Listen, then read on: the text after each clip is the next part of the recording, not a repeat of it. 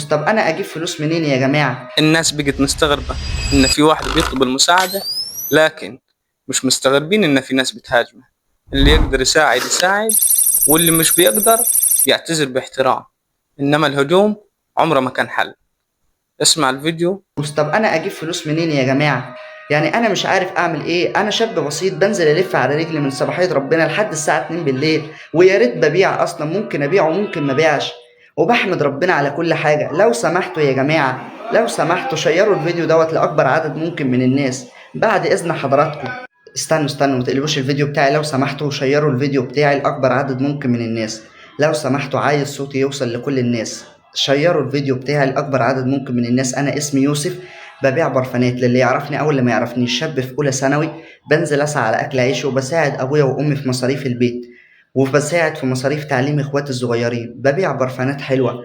انا حضراتكم بنزل الف على رجلي من 9 الصبح لحد الساعه 2 بالليل كل يوم. حضراتكم بفضل الف، بسمع شتيمه من الناس، وبسمع اللي يقول لي شحات، وبسمع اللي يقول لي متسول، وبسمع كلام يعني ما يعلم به الا ربنا، وبقول عادي الحمد لله وراضي ومكمل، وبسعى على اكل عيشي. حضراتكم انا دلوقتي يعني ببعت لناس مشاهير عشان يعملوا لي فيديو يدعموني فيه، عشان يساعدوني فيه حضراتكم، ويقولوا للناس تشتري مني. انا مش عايز فلوس من حد، انا بس كل اللي عايزه انه الناس تدعمني بفيديو واحد بس. الناس المشاهير دي بس، في اللي بيقول لي 15000 جنيه، وفي اللي بيقول لي 20000 جنيه، واللي بيقول لي 10000 جنيه عشان يعملوا لي مجرد اعلان بسيط. يعني ليه مجرد اعلان بسيط تعملوه لي ب 10000 جنيه؟ حرام عليكم. انا اللي بكسبها في اليوم اصلا 50 جنيه حضراتكم، فانا هصرف على البيت ولا الايجار ولا الميه ولا النور، ولا هصرف على تعليم اخواتي، ولا هعمل اعلان اصلا ب 10000 جنيه؟